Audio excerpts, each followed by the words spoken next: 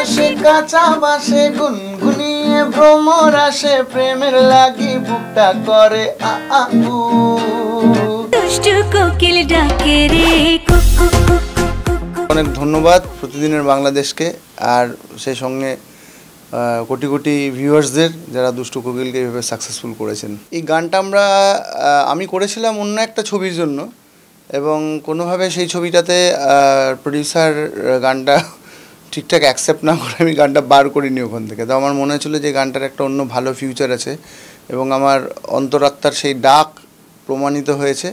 Finally গানটা রাফির কাছে পৌঁছায় এবং রাফি শুনে আমায় ফোন করে, আরে এই গানটা তুমি আমায় শোনাওনি, এত সুন্দর গান, এটা আমার তুফান ছবিতে লাগবে আইটেম গান।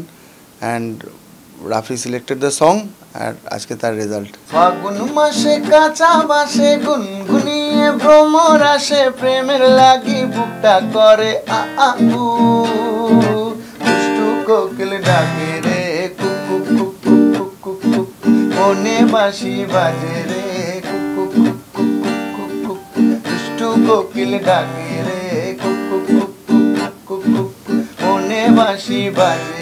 শাকিব খান আর মিমির লাইভ পারফরমেন্সে আমি ছিলাম, কলকাতাতে শুটিং হচ্ছিল আর সেদিন আমি সারাদিনই ছিলাম, শুটিংটা দেখেছি। তো তাদের কেমিস্ট্রি ওই অফ স্ক্রিন দেখেই বোঝা যাচ্ছিলো যে গানটা একটা সুন্দর সুপার কিছু হতে যাচ্ছে তাই, এবং সেটা প্রমাণিত হয়েছে। তুফানের যখন গানটা যায় তখন যেহেতু এই তুফানের গল্পটা ডিমান্ডে, মানে স্টোরিটা ডিমান্ডে, আমি কী ডিমান্ড সেটা বলছি না, সেটা যারা ছবি দেখবেন বুঝতে পারবেন।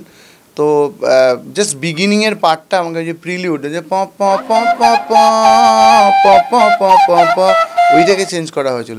আর ওই প্রথম পার্টটা কিন্তু আমারই ভয়েস, ওটা ফ্লুট নয়, ওটা একটা কায়দাবাজি করে অনেক সিস্টেম করে ওই সাউন্ডটা আনা হয়েছে।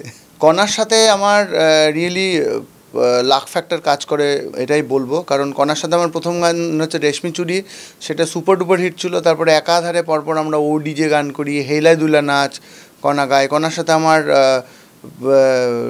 নাজির মাহমুদ স্যারের একটা সৃষ্টি ইচ্ছেগুলো, যে গানটা অনবদ্য একটা গান, তুই আমার জীবন, নাজির মাহমুদ স্যারের গান।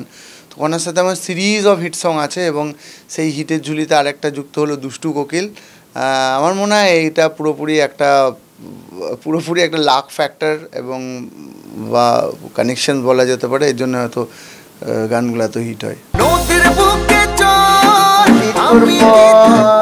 আকাশ ভরা চাঁদের আলোয় বাঁধবো সুখের ঘর, নদীর বুকে ঝড় আমি কি তোর পর, আকাশ ভরা চাঁদের আলোয় বাঁধবো সুখের ঘর।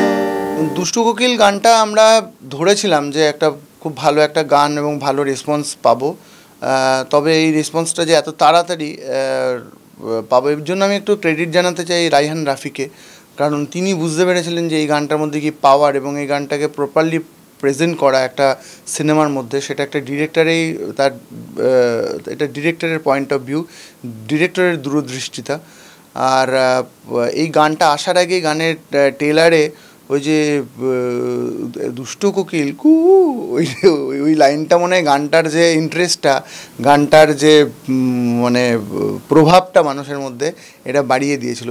আমি যদি একটা ল্যান্ডকে ভালো না বাসি, এখানকার মানুষদের ভালো না বাসি, তাহলে সেই ভালোবাসাটা কখনো রিটার্ন পাওয়া যায় না। মানে একটা কথা আছে যে প্রকৃতিকে বা ইউনিভার্সকে যেটা দেবেন সেটাই ফেরত দেবেন। তো আমি বাংলাদেশের দর্শকদের ভালোবাসি, এই মাটিটাকে ভালোবাসি বলেই হয়তো আমি এই ক্রিয়েশনটা তাদের জন্য করতে পারছি এবং সেই ভাইবটা ছড়াচ্ছি, তার বদলে তারাও আমাকে অনেক ভালোবাসা দিচ্ছে।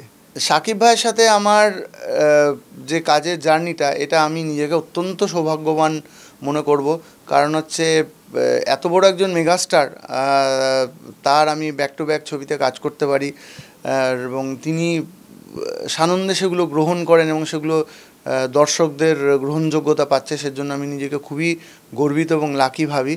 অ্যান্ড শাকিব ভাই অত্যন্ত ভালো একজন বিনয়ী মানুষ। আমি যেদিন তুফানের দুষ্টু কোকিল গানের সেটে ছিলাম সারাদিন, সেই দিনটা আমার জন্য খুব স্মরণীয় একটা দিন, অনেক ভালোবাসা পেয়েছি দাদার কাছ থেকে এবং সেটাতেই মনে হয় যে মানুষ ওনাকে কেন এত ভালোবাসে, কারণ উনি তার কাছের মানুষগুলোকে খুবই ভালোবাসতে জানেন। সেটা আমি অনুভব করেছি সারাটা দিন থেকে। মানুষটা নিরহংকার একজন মানুষ এরকম মেগাস্টার হয়ে।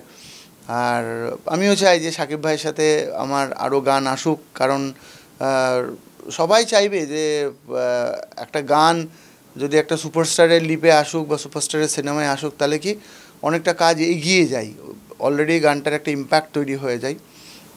তো আমিও চাই যে শাকিব খানের সাথে এই জার্নিটা আমার চলতে থাকুক। ফাগুন মাসে কাঁচা বাসে গুনগুনিয়ে ভ্রমর আসে, প্রেমের লাগি বুকটা করে আ আ উ, দুষ্টু কোকিল ডাকে রে cook cook cook cook cook cook, মনে বাঁশি বাজে রে cook cook cook cook cook cook, দুষ্টু কোকিল ডাকে রে cook cook cook cook cook cook, মনে বাঁশি বাজে রে। আমি অনেক ধন্যবাদ জানাতে চাই বাংলাদেশের লক্ষ কোটি বাঙালি শ্রোতা দর্শকদের। আপনারা বাংলা গান শোনেন, বাংলা কন্টেন্ট দেখেন বলেই আমাদের মতো শিল্পীরা বেঁচে আছে এবং বাংলা শিল্প বেঁচে আছে।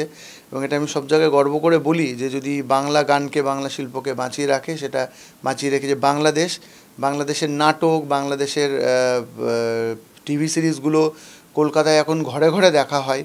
এবং সব মিলিয়ে আমিও খুবই আনন্দিত যে বাংলাদেশের এই 25-30 কোটি মানুষ, বাঙালি মানুষ আমাকে গ্রহণ করেছেন, আমার গানকে শুনছেন। তো আমি আপনাদেরকে অনেক ধন্যবাদ জানাতে চাই এই ভালোবাসা দেওয়ার জন্য, এই সাপোর্টটা দেওয়ার জন্য।